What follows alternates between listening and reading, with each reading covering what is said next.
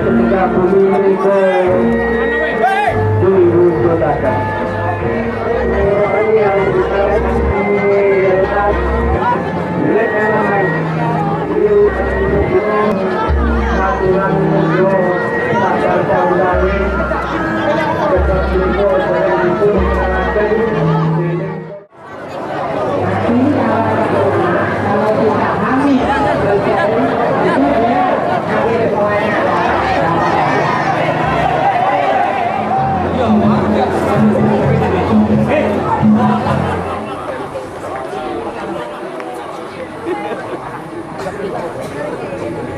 Ngadeg wonten ngajeng sampean mriki sak kleru badhe tamblek dhateng panjenengan sedaya.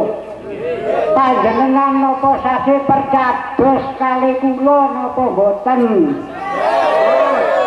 Nek sase percados nggih kula laksanakaken tugas kula bagian mutusaken kajat-kajat sampean niki.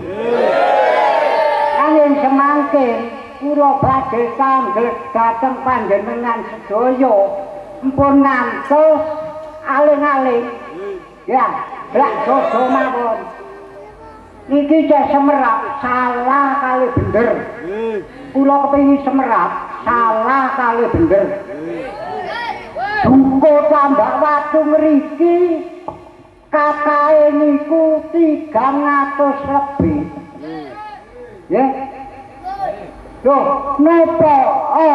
Nek diperintahi rapat kok dugi namung tiyang 3 dosa.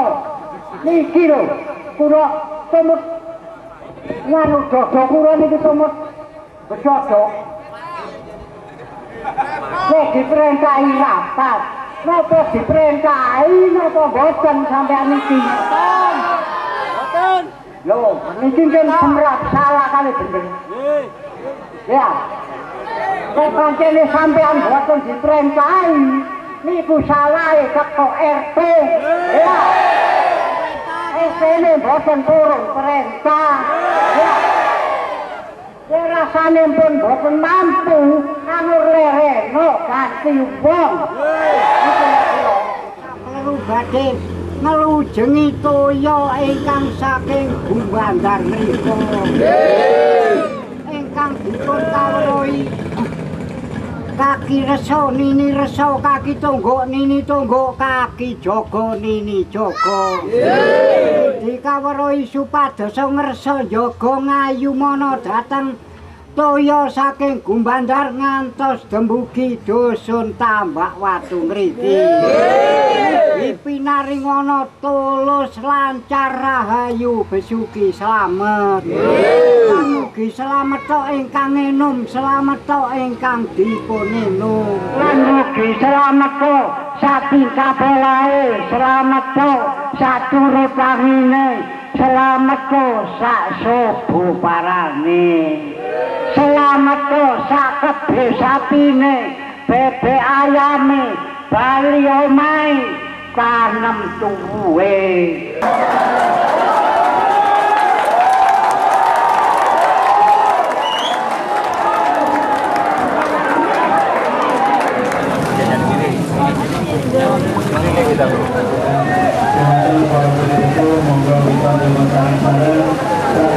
kita ujian Fatihah ila hadratin Nabi Mustafa Muhammadin sallallahu alaihi wasallam wa la ilaha illa huwa miturut adat naluri. Miturut adat naluri. Lah kula piyambak mung saged damel lha mboten tiyang sepuh-sepuh sing. Lah kula nek kandhun nerusaken.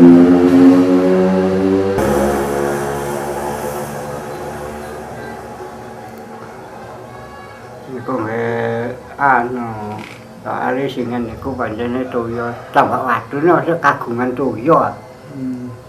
Ingin niku jarahe Tambak Watu niku dadi mundhut saking Tampono toya niku kangge nginum terus dipun lujengi.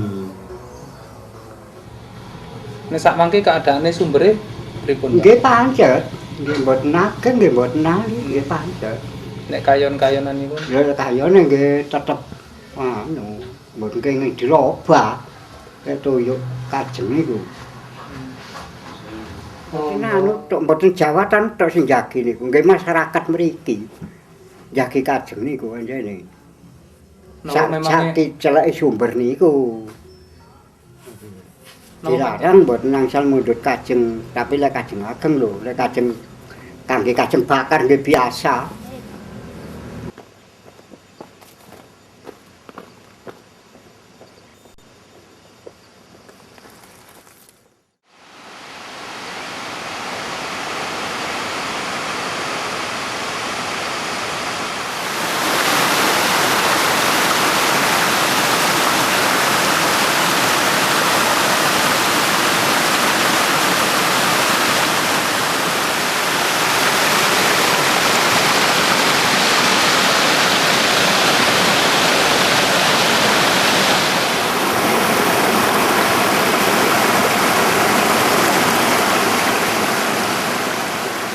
Nah, jadi hewan-hewan indikator yang tidak sehat itu sebenarnya di sini sudah ada, tapi dia kan minoritas. Kalah sama yang tadi itu.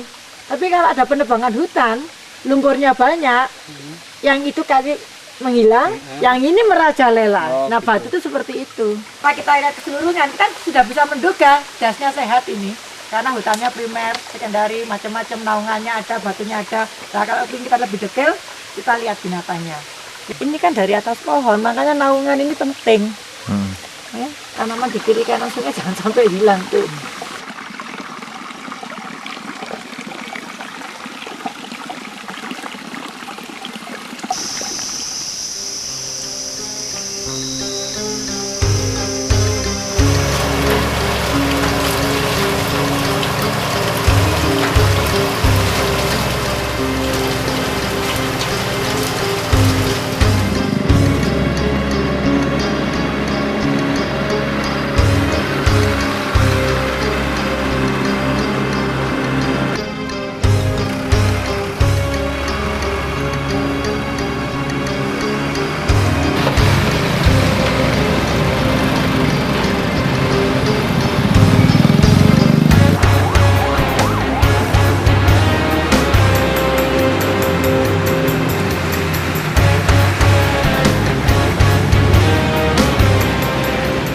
Itu izin yang dikeluarkan itu hanya untuk Candi Wates.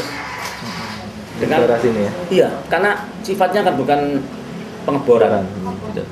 Daerah Candi Wates ini 11 pengusaha. Nah, tapi ini ada kira-kira 12 pengusaha ya, Pelintahan, Watu Kose apa itu yang tanpa memiliki izin.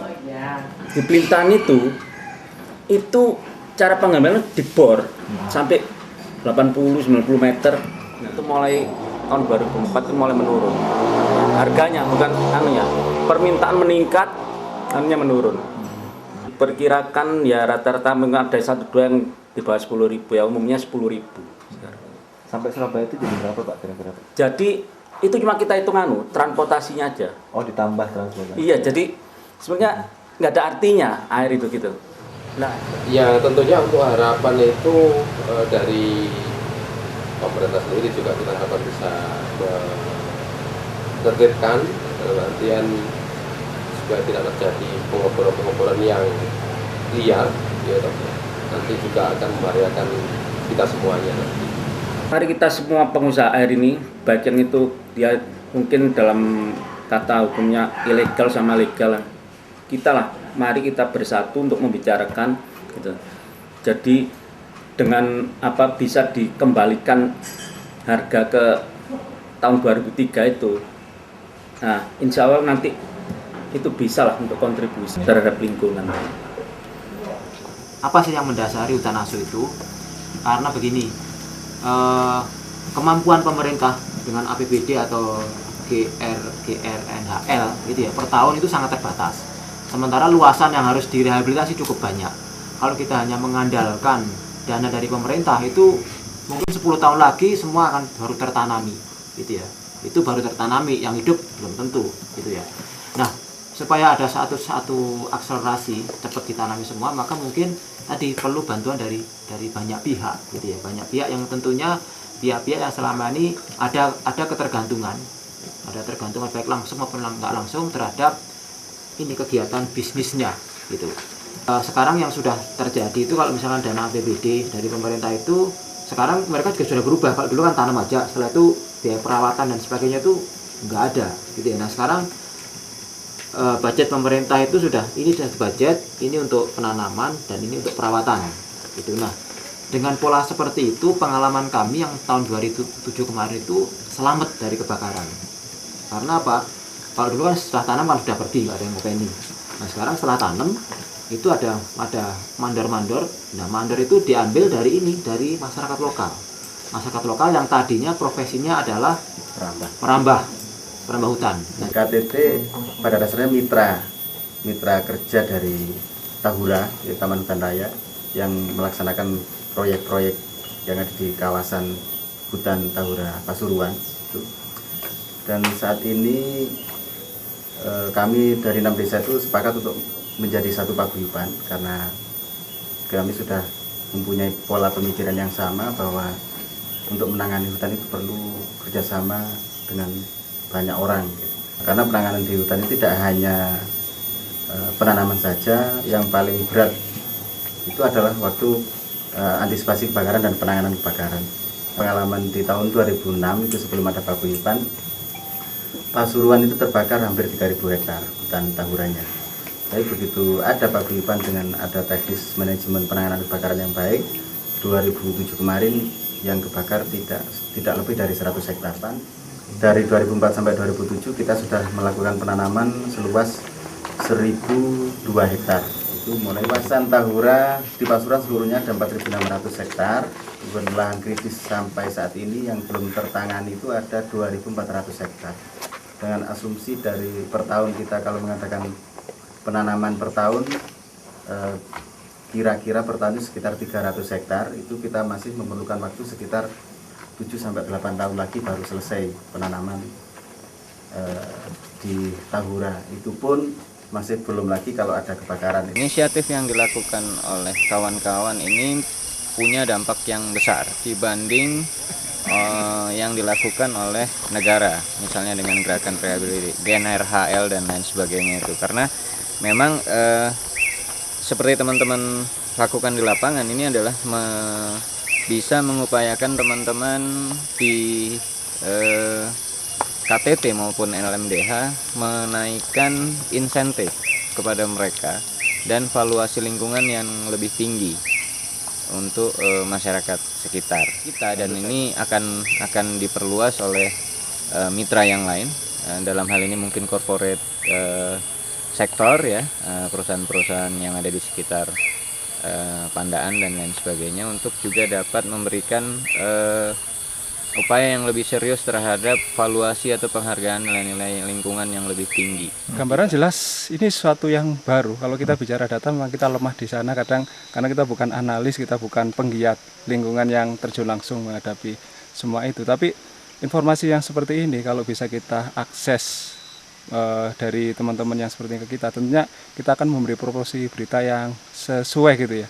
Sehingga mungkin dari apa yang kita lakukan, sedikit yang kita lakukan itu bisa merubah opini atau pendapat publik yang dari yang tidak tahu semula mungkin bisa menjadi lebih tahu dan menjadi pertimbangan penguasa untuk menentukan kebijakan bahwa masyarakat kita sekarang sudah sedemikian rupa. Ternyata pada kawasan hutan lindung dengan keragaman hayati yang begitu kaya, baik mulai flora, fauna, kemudian mata air yang begitu jernih, sehingga saya kira seharusnya di Pulau Jawa tidak perlu lagi ada hutan-hutan produksi macam di sekeliling kita ini, tapi untuk kepentingan konservasi, penyelamatan air, dan khususnya penyelamatan kehidupan yang berlanjut, bukan pembangunan yang berkelanjutan, tapi kehidupan yang berkelanjutan di Pulau Jawa, maka hutan produksi itu harus diganti menjadi hutan lindung atau hutan konservasi macam tempat mata air tadi. Saya menyadari ini suatu perjuangan yang sangat berat sekali, karena untuk mengubah ini menjadi kawasan hutan produksi menjadi konservasi, itu pertarungannya adalah pertarungan di tingkat elit politik. Kalau itu tidak bisa terwujud, setidak-tidaknya hutan produksi ini bukan hutan produksi yang diambil kayunya, itu yang nomor 1. Kemudian yang nomor 2, jenisnya biodiversity, beragam. Jadi hutan yang tidak diambil kayunya, diambil buahnya, daunnya, dan dia beragam, bermacam-macam, tidak monokultur macam ini pinus saja, ini seolah-olah hanya sebuah kebun kayu saja. Dan yang perlu didorong perhutani adalah bagaimana dia bisa mengelola jasa lingkungan itu sebetulnya.